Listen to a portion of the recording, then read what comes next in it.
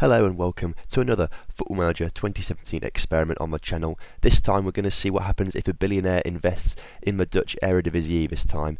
Last time we did it with all the Serbian teams, and unfortunately none of them could win the Champions League. That's a bit of a spoiler if you haven't seen it, but in the amount of time we did, none of them could win the Champions League. So we're going to see if we can do it with the Dutch teams instead and see if we can get them back to glory. So if we go look at the Eredivisie, we type up here, Eredivisie, there we go, here it comes. We've got the league set up here. They're 10th overall in Europe, so that's the 10th most reputable league in Europe. And what we've done, we've gone into every team and used the in-game editor to go to edit club details, finances, and give everyone £1 billion. So everyone's got the most amount of money you could possibly have in the game in the Dutch leagues. And the aim of this then is to see how quickly that money can help them climb up the competition rankings, get more European qualification places, and then win European competitions. The last time a Dutch team won the Champions League was Ajax in 1995, so that's a long time for the Dutch team to be waiting for another Champions League win. The last time they won the Euro Cup was PSV in 2001, I believe, so again it's been over a decade since they last won a European competition, so they've got to be doing something and trying to get one soon. And hopefully this money will help propel them up to the top of the competition rankings and really get some good players in, and they can win these competitions again. What I'm going to do now though is, now that I've given everyone all their money, I'm going to sim 1 year into the future. This episode we're going to go 3 years into the future at one year inclines and just see what happens. I don't expect any Dutch teams to be winning the Champions League or Europa League in this time, but I expect to see a lot of spending, and I expect to see the Dutch leagues getting up to maybe about the height of the Russian Premier League and seeing what they can do, and perhaps getting a few more qualification places. As you can see, if we go to the rules, currently only one team goes straight to the Champions League group stage, and another team goes into the best place qualifying rounds, and 3 teams go into the Europa Cup at various stages. And the way they do it is the top 3 get the first 3 qualification places, then whoever comes 4th to 7th go in the playoff to determine who's going to get the last final Europa League place. However, currently FC20 are banned because they've got a transfer ban existing in real life. Now, interestingly, last time we saw so many Serbian teams get financial fair play bans, so it'll be interesting to see if the Dutch teams can avoid, or if they will succumb to the financial fair play as well and get banned from European competitions. So we're going to go on holiday, and we're going to choose when to go. We're going to come back this time next year in 2017 and see what happens. So a year has passed since we started the experiment, and as you can see in this first season, for whatever reason, the Eredivisie has dropped down from 10th to 14th in the most reputable leagues in Europe, so I'm not quite sure what happened there. Clearly there was a bad performance in Europe this year or something like that, so despite everyone being on a level financial playing field, I don't think the table is too dissimilar to what you'd expect in real life, and that'll be because the teams at the top of the table have a higher reputation than the teams down here, so they'll be able to get in the better players. So even though they've all got the same amount of money, players want to go to teams like Ajax, PSV, Feyenoord because they've just got a higher reputation than the other teams below them. So as you can see, Ajax won the league by 13 points from PSV, which is pretty incredible really, so they've done pretty well for themselves. PSV just pipping Feyenoord to the post to get second place, so they've got European Champions League football next year, whereas Feyenoord are in the Europa League. And Eredivisie won the playoff to get the other Europa League place. Sparta, NEC and Excelsior being relegated, I wouldn't imagine that's too dissimilar to real life. Not that I know the Dutch leagues that well, but I would imagine those teams to be getting relegated. I remember editing them in the database, and I think Excelsior and Sparta actually had a transfer budget of 0 before I edited it, so clearly they've got some poor reputation and just couldn't get the players in. So if we look at the transfers and let's see what's happened over the course of the season and who's had the biggest fees in this year. So if we look at the transfer history for this season, it's sorted by fee. So as you can see, Joshua Kimmich from Bayern Munich to Ajax with the highest transfer of 28 million, rising to 44 million. That's a huge amount of money to be paying, to be fair. And Ajax actually making quite a few transfers. They've really been spending the cash, and no wonder that they've done so well. Charlie Masonda was the second highest transfer, 26 million, rising to 40 million from Chelsea to AZ. Lucas from Atletico Madrid to PSV. Also a big name, 19 million, rising to 24 million. Not quite as big as the other 2 transfers, but still, that's a big amount of money to be paying, especially for a team like PSV. Not many players leaving the league, but a lot of players coming in for a lot of money. Luan from Gremino signing for Ajax. If anyone plays Football Manager, they know that Luan turns into an absolute beast of a player. Tottenham always seem to sign him on my saves, and he always does pretty well for them. But he'll do very well for Ajax, and he could be a key player for them in the future if they can keep hold of him. So the season before we started, PSV, Ajax and Feyenoord were the top 3 teams in the Dutch leagues.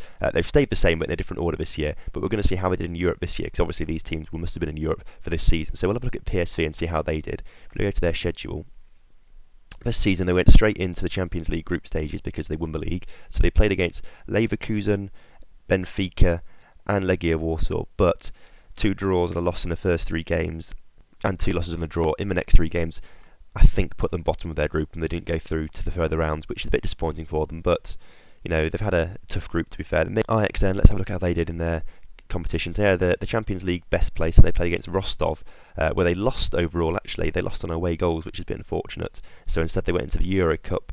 They won their playoffs, and they went into the group stage where they played Fenerbahce, FK Austria, and Rostov again. Actually, that's quite funny. Unfortunately, though, I don't think they made it through. They've had quite a few draws, and by looks of things, they didn't quite make it through their group. They must have come third in it, which is quite unfortunate. It must have been Feyenoord then with the other team that were in the Euro Cup. They qualified straight out for it because they came third. So that's a direct place into the group stages where they look like they've done okay. They beat Panathinaikos. They lost to Man United, and they beat Celtic in those first few games. So that's quite good before losing to Celtic again, beating Panathinaikos and losing to Man United. And had just enough to get them through, and they faced Fenerbahce in the first knockout round, which they went through on away goals actually. And they then played Schalke in the second knockout round, winning the first leg but losing the second leg 1-0, and eventually being knocked out on away goals. So that was unlucky for them actually. They've obviously had a good season in Europe, but just couldn't quite finish it off in the second knockout round. And the other team I can find from the Eredivisie that have gone through into the Euro Cup were Heracles, but they lost to Genk in the third qualifying round. And I think that's all the Serbian teams I can find. So I feel like there should be a fifth one, but I'm not 100% sure. So clearly they didn't do very well because I couldn't find any of the actual knockout rounds or group stages. So I think that's probably the extent of Dutch teams in Europe this season. Probably a bit disappointing, honestly, after the hype we sort of gave them, we knowing how well they did in real life. So hopefully next season will be better.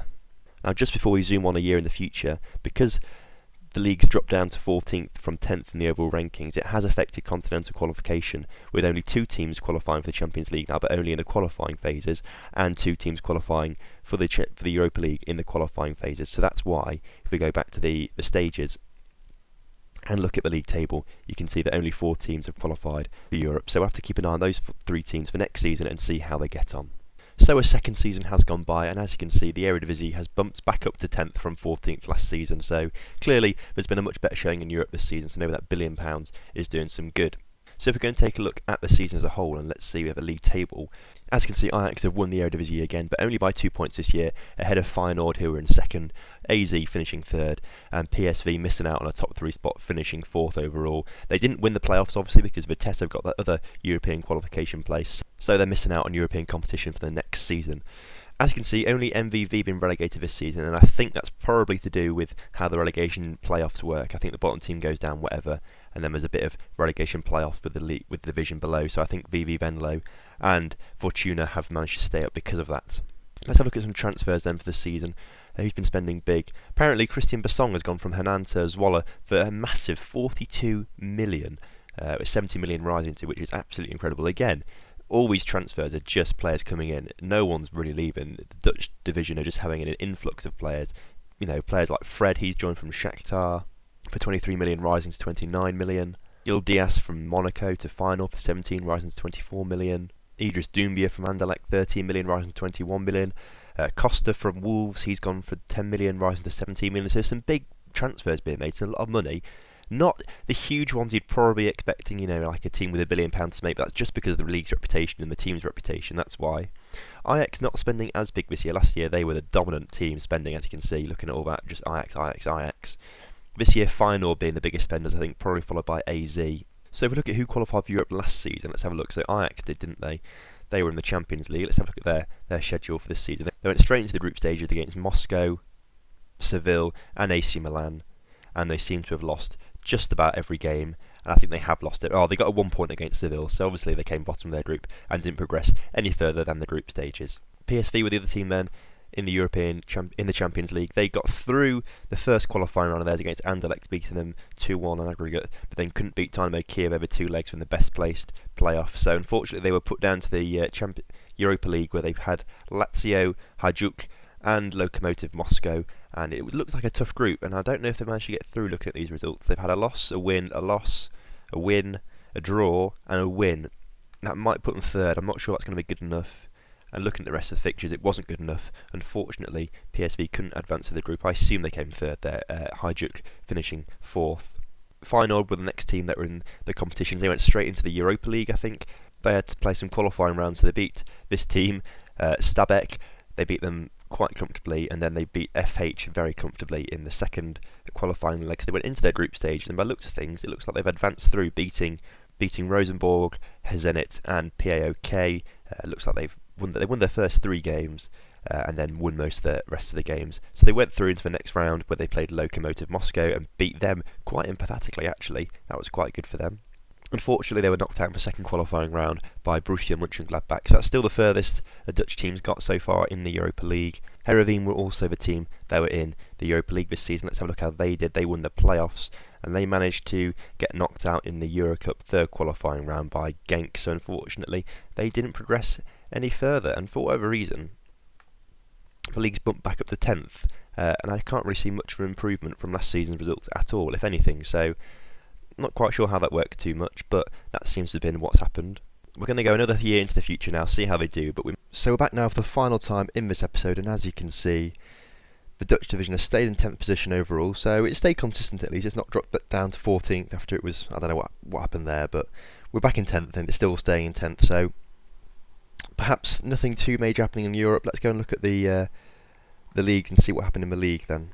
Now, absolutely incredibly, Vitesse have won the league on 80 points, 12 points ahead of AZ, who finished 2 points ahead of Feyenoord, who finished a point ahead of Ajax. So it was pretty close between 2nd and 4th, and even down to 7th actually. It was all pretty close, but Vitesse out of nowhere just absolutely dominating the league. We have to see at their transfers and who they brought in this season, but they've done phenomenally well, so I mean, I can't explain it. That's just incredible how they've done that. I was not expecting that. Where did they finish in the last few seasons?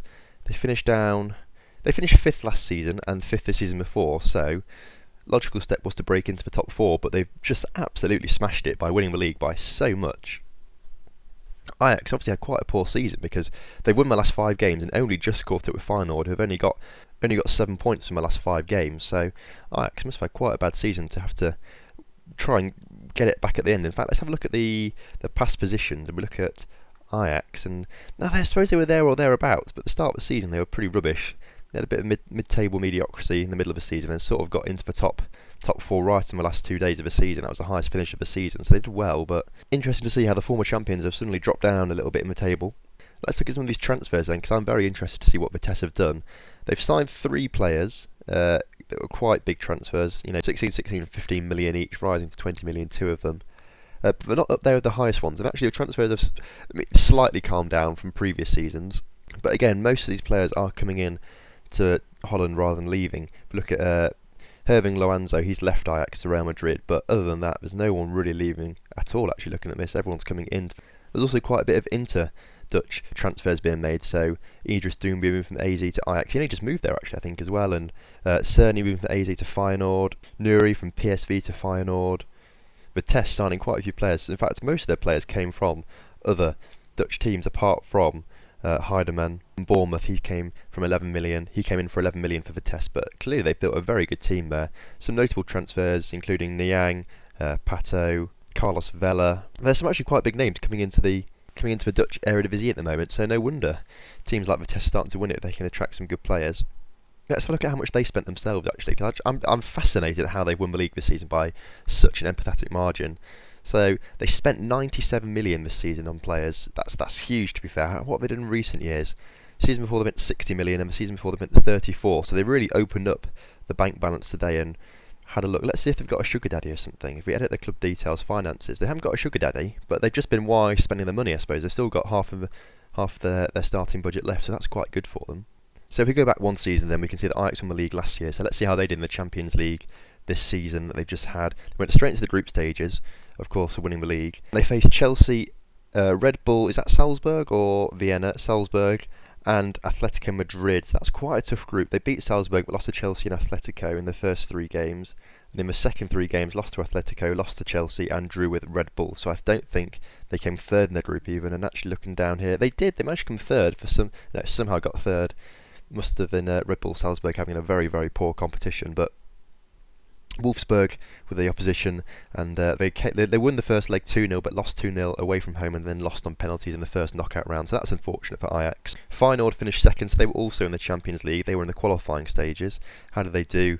They lost to Galatasaray. That's quite a tough draw, to be fair. So they went straight into the Europa League playoffs, and they won against a team that I can't pronounce. They're probably from like Denmark. Denmark, there we go. What a good guess that was.